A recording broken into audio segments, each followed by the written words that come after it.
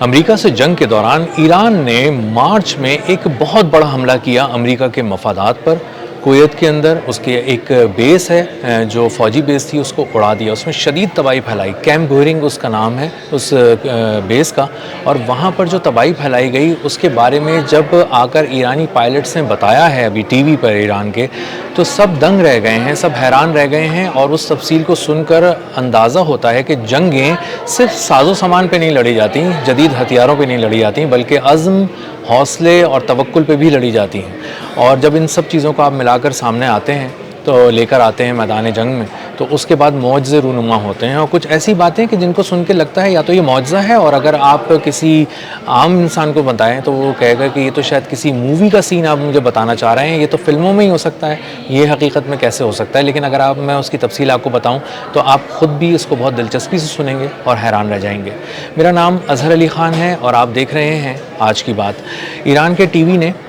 3 ان fighter pilots کو بلایا جو 1960 کے طیارے چلا رہے تھے، جن کا نام تھا F-5۔ یہ انتہائی پرانی ٹیکنالوجی تھی جو امریکہ کے سامنے نہ ہونے کے برابر تھی، مذاق کے برابر تھی، اور چونکہ یہی طیارے دستیاب تھے، اویلیبل تھے، اس لیے انہی کے ذریعے کچھ کام کرنا تھا اور تباہی پھیلانی تھی۔ کیمپ گورنگ جو ہے وہ ایک بہت بڑی امریکی بیس ہے کویت کے اندر، اور کویت میں بنانے کے بعد جب امریکہ نے یہ بیس بنائی تو اس نے وہاں پر اپنا سب کچھ لگا دیا۔ Multi layer defence system Patriot وہاں پہ تھے، F-15 فائٹر جیٹس سے جدید ترین، اس کے علاوہ ہیلی کاپٹرز وہاں پر تھے، کمیونیکیشن کا بہت بڑا نظام تھا، ریڈار کے بہت بڑے بڑے سسٹمز لگے ہوئے تھے، اور یہ پورے خطے کو دیکھ رہے ہوتے تھے۔ اور وہاں سے معاملہ یہ ہوا کہ جب یہ طیاروں کا جب یہ پتہ چلا اور بتایا گیا کہ اس بیس کو اڑانا ہے، اور ہمارے پاس ڈرون کے ذریعے نہیں اڑانا کیونکہ ڈرون کو انٹرسیپٹ کیا جا سکتا ہے اور ڈرون کسی ایک ہی مقام پہ جا کے تباہی پھیلا سکتا ہے، ہمیں اس کو فائٹر جیٹس سے تباہ کرنا پڑے گا، اور فائٹر جیٹس جو بھی جائے گا وہ وہاں تک بمشکل پہنچ پائے گا۔ تو یہ ایک طرح کا سوسائڈ مشن ہے، شہادت کا مشن ہے۔ اب کون مرنا چاہتا ہے ایران کے لیے؟ وہ 3 پائلٹ سامنے آ جائیں۔ تو جو 3 پائلٹ سامنے آئے وہ یہ سوچ کر ان طیاروں میں بیٹھے کہ اب ہم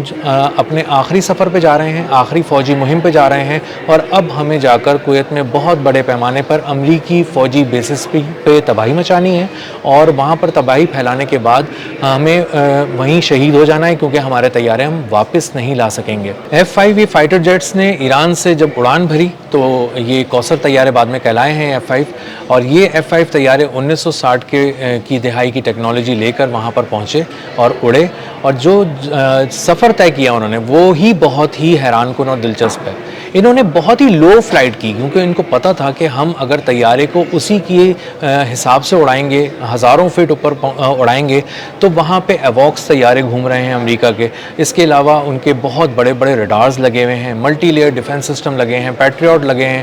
اور انٹرسیپٹرز اس حد تک ملینز آف ڈالرز کے ان کے میزائل ہیں، اگر وہ انہوں نے ہمیں دیکھ لیا تو وہ ہمیں پل بھر میں پکڑیں گے، دیکھیں گے اور تباہ کر دیں گے، اور ہم وہاں تک پہنچ ہی نہیں پائیں گے۔ اس لیے انہوں نے شروع سے ہی لو فلائٹ رکھی، اتنی لو کہ انہوں نے کہا کہ ہم 2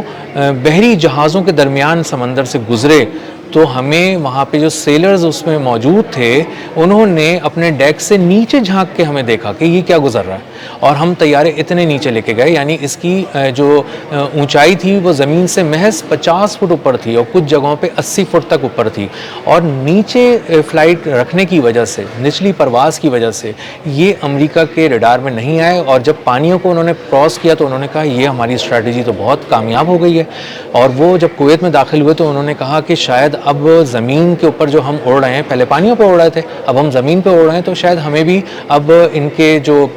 ریڈارز ہیں وہ نہیں دیکھ سکیں گے، اور معجزاتی طور پہ ایسا ہی ہوا کہ انہوں نے 50 اور 80 فٹ تک جب پرواز کی تو اتنی لو فلائٹ کے لیے وہ سارا سسٹم امریکہ کا بنا ہی نہیں تھا، اور امریکہ کے سسٹم نے انہیں پہچاننے سے انکار کر دیا، دیکھنے سے انکار کر دیا، وہ اندھے ہو گئے، اور جب یہ سر پر پہنچ گئے تو ایک دم انہوں نے اونچائی اختیار کرنا شروع کی، تھوڑے تھوڑے کر کے اپنے جہازوں کو اوپر اٹھانا شروع کیا، اور اس کے بعد یہ جب سامنے آئے تو وہاں پر ہڑبونگ مچ گئی، وہاں پر ایک کھلبلی مچ گئی اور انہوں نے وہاں پر اچانک آن کی آن میں ایک ایک کر کے تمام اثاثوں کو امریکہ کے تباہ کرنا شروع کر دیا. وہ ہیلی کاپٹرز تھے, انتہائی قیمتی فوجی ہیلی کاپٹرز جو ملینز آف ڈالرز کے ہوتے ہیں, وہ پل بھر میں انہوں نے میزائل مار کر راکھ کر دیے. انہوں نے پورے کمیونیکیشن سسٹمز اور ٹاورز جو وہاں پہ تھے ان کو اڑا دیا, ویئر ہاؤسز کو اڑا دیا جن میں رکھا ہوا انتہائی قیمتی سامان پورے مشرق وسطیٰ میں ٹرانسپورٹ ہوتا تھا یا پھر فوجی استعمال کے لیے چاہیے ہوتا تھا. اس انتہائی مہنگے ویئر ہاؤس میں جو